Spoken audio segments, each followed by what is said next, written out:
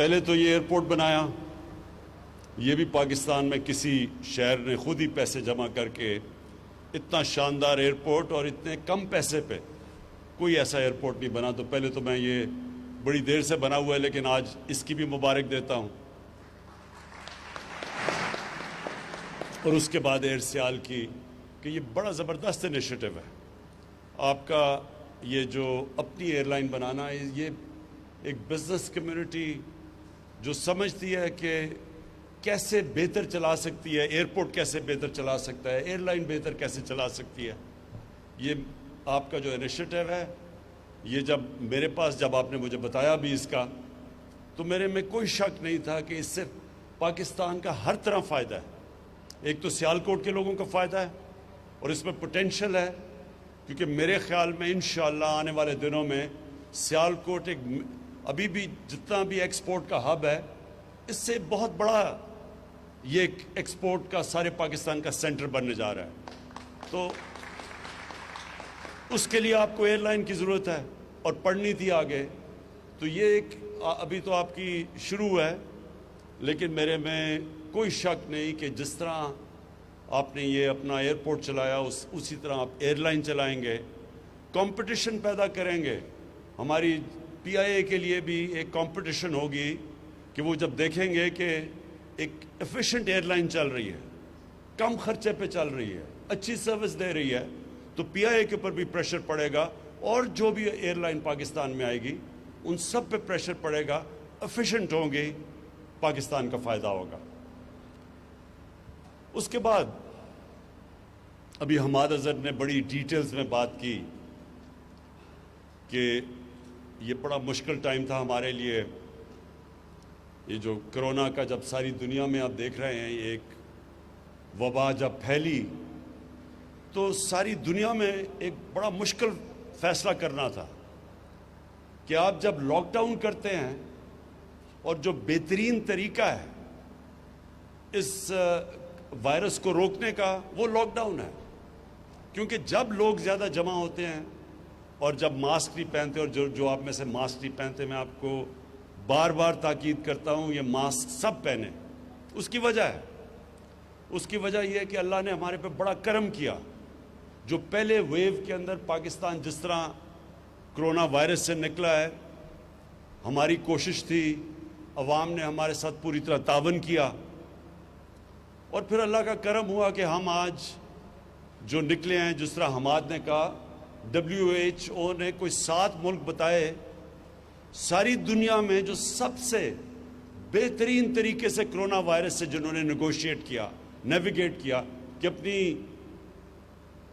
اپنے لوگوں کا روزگار بھی بچایا، اپنی بزنسز بھی بچائی، اور لوگوں کو کرونا سے بھی بچا لیا.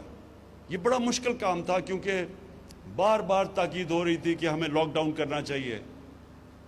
اور افسوس سے کہنا پڑتا ہے کہ وہی اپوزیشن جو میرے اوپر تنقید کر رہی تھی کہ میں پوری طرح لاک ڈاؤن نہیں کر رہا، اور ہندوستان کی مثال دیتی تھی کہ نریندر مودی نے دیکھیں کتنا زبردست ہندوستان میں لاک ڈاؤن کیا، وہی آج جلسے جلوس کرتے پھرتے ہیں جبکہ کرونا کے کیسز بڑھ رہے ہیں. اور ہم بار بار لوگوں کو کہہ رہے ہیں کہ یہ سردیاں اگر ہم نے یہ صحیح معنی میں احتیاط نہ کی، یہ سردیاں بڑی مشکل ہمارے لیے ہوں گی. جس طرح ساری دنیا میں آپ دیکھ لیں، امریکہ کے اندر آج ہر 4 دنوں میں اتنے لوگ کرونا سے مرتے ہیں جتنے ابھی تک 7 مہینے میں ہمارے اللہ کا شکر ہے نہیں مرے.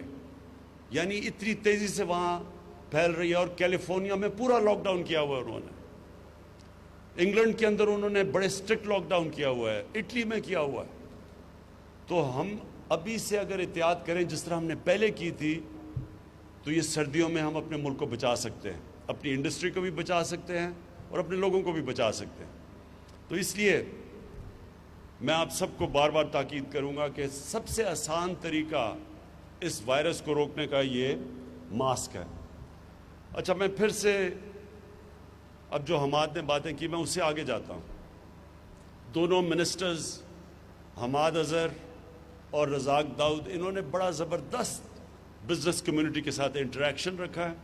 مسلسل یہ ان سے انٹریکٹ کرتے ہیں، پوری مجھے فیڈ بیک دیتے ہیں، جو بھی بزنس کمیونٹی کے پرابلمز ہیں وہ ہمیں بتاتے ہیں، اور ہماری پوری کوشش ہے کہ بزنس کمیونٹی کو پورا انکریج کیا جائے تاکہ پاکستان میں پھر سے انڈسٹریلائزیشن شروع ہو۔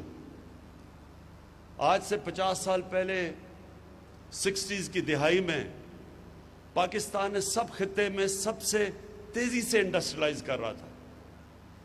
ہماری جو انڈسٹریل پروڈکشن تھی وہ کئی ایشین ٹائیگرز کی ملا کے پاکستان کی ان سے زیادہ تھی، اور پاکستان جس طرح آگے بڑھ رہا تھا، اگر غلط پالیسیز 70s میں نہ ہوتی تو پاکستان کی انڈسٹری کہاں سے کہاں پہنچ جاتی، لیکن بدقسمتی سے جو پالیسیز تھی وہ اینٹی بزنس اور اینٹی انڈسٹری تھی۔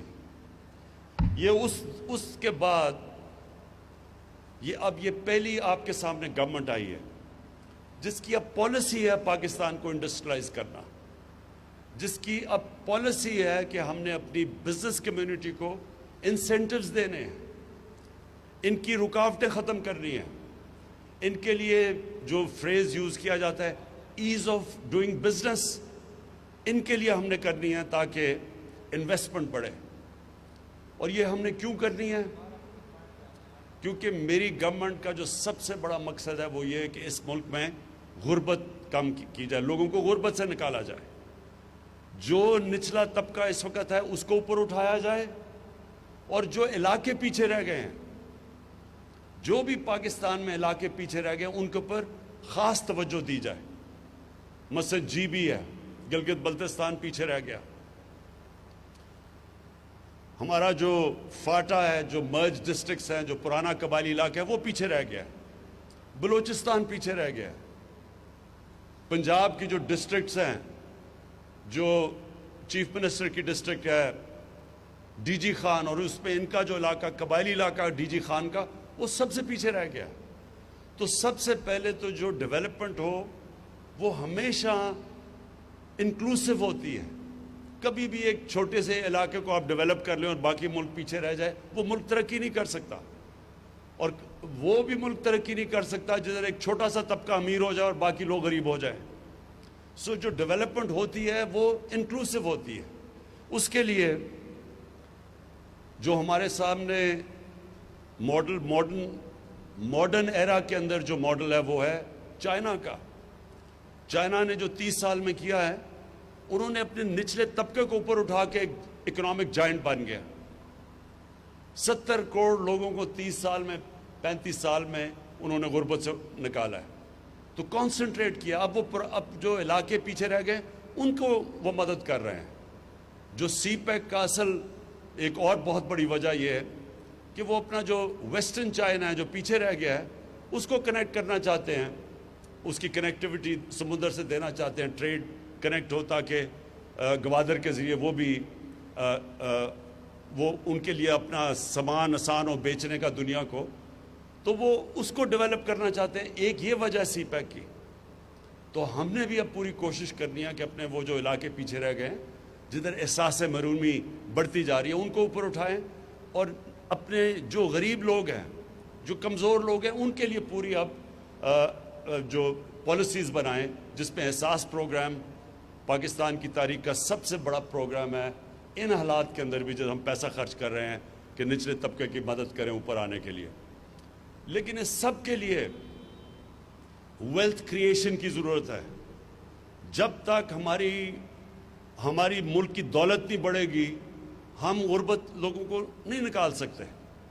جو چائنا نے بھی یہ کیا، انہوں نے ساتھ ساتھ انڈسٹریلائز کیا، اسپیشل اکنامک زونز ڈیولپ کیے، ایکسپورٹ زونز، باہر سے انہوں نے ساری دنیا سے انویسٹمنٹ اٹریکٹ کی ان زونز کے اندر۔ ادھر انہوں نے پھر پہلے باہر کی کمپنیز یہاں کے انویسٹ کیا، پھر چائنیز کمپنی اوپر آنی شروع ہو گئی، تو ان کو انڈسٹریلائزیشن کر کے اور سب سے زیادہ ایمفسس ایکسپورٹس پہ دے کے آج چائنا میرے نہیں خیال میں جس طرح وہ ترقی کر رہا ہے اس کو دنیا میں کوئی ملک روک سکتا ہے۔ تو پاکستان کے لیے یہی ماڈل ہم اپنانا چاہتے ہیں۔ ہماری کوشش ہے کہ اب جس طرح سیالکوٹ کی انڈسٹری کی ہم پوری مدد کریں، ہر قسم کی آپ کو فیسلٹی دیں، جتنی آپ انڈسٹریلائز کریں گے سیالکوٹ کا تو فائدہ ہوگا، سارے پاکستان کا فائدہ کریں گے. جتنی آپ کی ایکسپورٹس بڑھے گی، پاکستان کا جو سب سے بڑا پرابلم ہے ہمارے فورن ایکسچینج ریزروز نہیں ہیں. یہ جو ہم جب آئے شروع میں تو ہمارے پاس تو پیسہ ہی نہیں تھا. ہم پوری طرح جو ہماری لائبلٹیز تھی باہر کی، ہمارے پاس پیسہ نہیں تھا وہ ان کو پیمنٹس کرنے کا. کئی چیزوں پہ ہم ڈیفالٹ کر رہے تھے. اور یہ ہمارے پاس مسلسل پاکستان کا پرابلم آتا ہے ہماری 70 سالہ تاریخ میں، کہ جیسے ہی ہماری گروتھ بڑھنی شروع ہوتی ہے ہمارا کرنٹ اکاؤنٹ ڈیفیسٹ بڑھنا شروع ہو جاتا ہے. ہم دنیا کو ایکسپورٹ کرتے بہت کم ہے اور امپورٹ زیادہ کرتے ہیں. تو وہ جیسے جیسے کرنٹ اکاؤنٹ ڈیفیسٹ بڑھتا ہے روپے پہ پریشر پڑنا شروع ہو جاتا ہے. اور روپے پہ پریشر پڑتا ہے، جب روپیہ گرتا ہے تو سب سے بڑا اس کا پرابلم ہوتا ہے مہنگائی آ جاتی ہے پاکستان میں، ساری چیزیں مہنگی ہو جاتی ہیں. تو ہمارا جو امپورٹنٹ چیز ہے سارے ملک کو ریئلائز کرنا ہے کہ ہم نے اپنی ایکسپورٹس بڑھانی ہے. اور ایکسپورٹس کے لیے یہ ملک کی ضرورت ہے کہ ہم سیالکوٹ کی مدد کریں. اور سیالکوٹ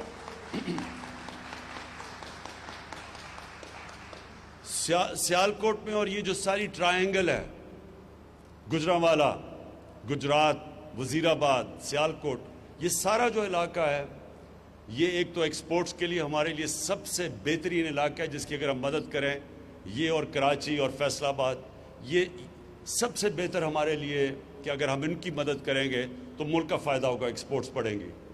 اور دوسری چیز کہ اسمال اور میڈیم انڈسٹری سب سے زیادہ روزگار دیتی ہے ملک میں. ہمارا یہ بھی بہت بڑا مسئلہ ہے. ہمارے پاس ایک نوجوان آبادی ہے اور ہمیں مسلسل ان کے لیے نوکریاں کریٹ کرنی ہیں، اور وہ نوکریاں انڈسٹری سے ہوتی ہیں، اور خاص طور پہ اسمال اور میڈیم انڈسٹری. اس کے لیے میں آپ کو صرف یہ آج بتا دوں کہ حماد اظہر اس کو ہیڈ کر رہے ہیں، اور اب میں پرائم منسٹر آفس کے نیچے ہماری اب پوری کوشش ہے کہ جو مشکلات، رکاوٹیں اسمال اور میڈیم انڈسٹری کو ہیں وہ اب پرائم منسٹر کا آفس اور اس کے نیچے یہ حماد پوری ٹاسک فورس، پوری کوشش یہ ہے کہ اب ہم رکاوٹیں ان کی دور کریں، آسانیاں پیدا کریں اپنے اسمال اور میڈیم انڈسٹری کے لیے. اور میں جو آج اناؤنس بھی کروں گا بعد میں جو ہماری اگلی فنکشن ہے، کہ یہاں ہم ایک state of the art university بنا رہے ہیں. ایک ہم نے بنائی تھی جو ہماری گورنمنٹ کی، یہ پختونخوا میں جب ہماری گورنمنٹ تھی، بہت بڑی اچیومنٹ ہے. ہری پور میں ہم نے ایک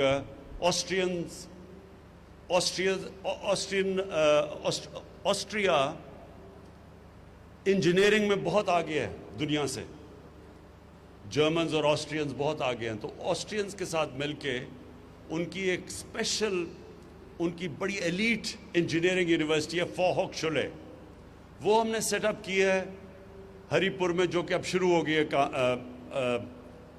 4 سال لگے ہمیں، وہ اب شروع ہو گئی ہے. اور اس کے اندر اپلائیڈ سائنسز اور انجینئرنگ وہ ایک ایسا ایک سینٹر بنا ہے جو انٹرنیشنل لیول کا، جو ہمیں شدید ضرورت ہے اس ملک میں انجینئرز پروڈیوس کرنے کی. Quality I T professions, artificial intelligence, یہ نئی جو ٹیکنالوجیز آ رہی ہیں، تو ٹیکنالوجی کے اوپر بیس وہ جو ہری پور میں یونیورسٹی ہے، اسی کی طرح کی یونیورسٹی اب ہم ریپلیکیٹ کر رہے ہیں انشاءاللہ یہاں سیالکوٹ کے اندر. اور وہ آپ کی سارا جو یہ انڈسٹریلائزیشن کی مدد کرے گی، یہ کوالٹی انٹرنیشنل سٹینڈرڈ کی اپلائیڈ سائنسز اور انجینئرنگ کی یونیورسٹی اور ٹیکنالوجی کی یونیورسٹی. تو آخر میں صرف آپ کو ایک چیز اشور کرنا چاہتا ہوں. یہ جو میں آپ کے پاس آیا ہوں اور آپ کو کہہ رہا ہوں کہ پوری طرح اپنی انڈسٹری کی ہم مدد کریں گے، اور سیالکوٹ کی وہ بزنس کمیونٹی جس میں وائبرنسی ایسی ہے کہ وہ اپنی سڑکیں بھی بنا لیتے ہیں، اپنے ایئرپورٹ بھی، اب اپنی ایئر لائن بھی بنا لی ہے، ان کی اب ہم آپ کی پوری طرح مدد کریں گے. ہر طرح آپ کی مدد ہوگی. کانسٹنٹلی آپ سے، ابھی میں نے 2 ہفتے کے بعد آپ سے مل رہا ہوں، اس سے پہلے آپ نے حماد کو اور رزاق داؤد کو بتانا ہے کہ کیا کیا آپ کے ایشوز ہیں، وہ ہم آپ کو جو میرے سے میٹنگ ہوگی انشاءاللہ اس میٹنگ میں بیٹھ کے سارے آپ کے ایشوز جو ایف بی آر سے ہیں، جو اسٹیٹ بینک آف پاکستان سے ہیں، جو یوٹیلیٹی کمپنی سے ہیں، وہ سارے انشاءاللہ ایک ہی وقت پہ ہم بیٹھ کے آپ کے سارے ایشوز حل کریں گے۔ اور میں سیالکوٹ کو آخر میں یہ کہنا چاہتا ہوں کہ جو انشاءاللہ ہم اپنا جو لوکل گورنمنٹ سسٹم لے کے آ رہے ہیں، ہمارا جو لوکل گورنمنٹ سسٹم ہے اس کے اندر شہروں کو ہم سٹی گورنمنٹس لے کے آ رہے ہیں، اور پہلی دفعہ پاکستان کی تاریخ میں جو سٹی گورنمنٹ بنے گی وہ ڈائریکٹ الیکشن سے میئر الیکٹ ہوگا۔ یہ جس طرح کے لنڈن میئر ہوتا ہے، جس طرح کے پیرس میں ہوتا ہے، جس طرح نیو یارک کا میئر ہوتا ہے، اسی طرح ایک ماڈرن میٹروپولیٹن سٹی کا ایک سیٹ اپ لے کے آ رہے ہیں، کیونکہ یہ جو آپ کے مسئلے ہیں میونسپل مسئلے، سڑکیں، گندگی، یہ تب تک نہیں حل ہوں گی جب تک ایک ماڈرن ایک میٹروپولیٹن سٹی کی لوکل گورنمنٹ آپ کی نہیں بنے گی۔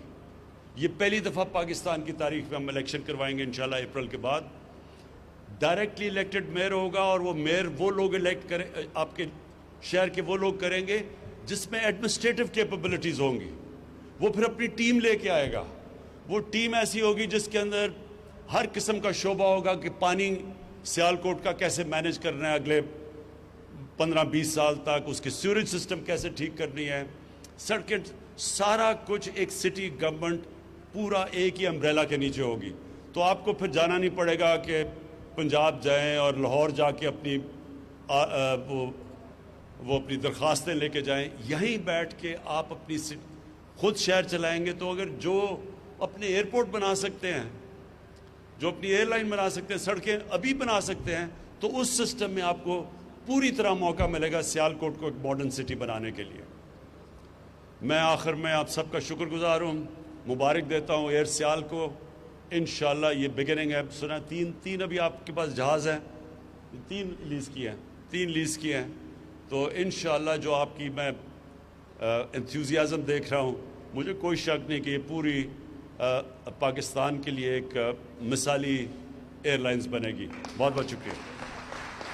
وزیر اعظم عمران خان سیالکوٹ میں بزنس کمیونٹی سے خطاب کر رہے تھے۔ انہوں نے کہا ملک کی ترقی میں سیالکوٹ کی بزنس کمیونٹی کا کردار بہت اہم ہے۔ مستقبل قریب میں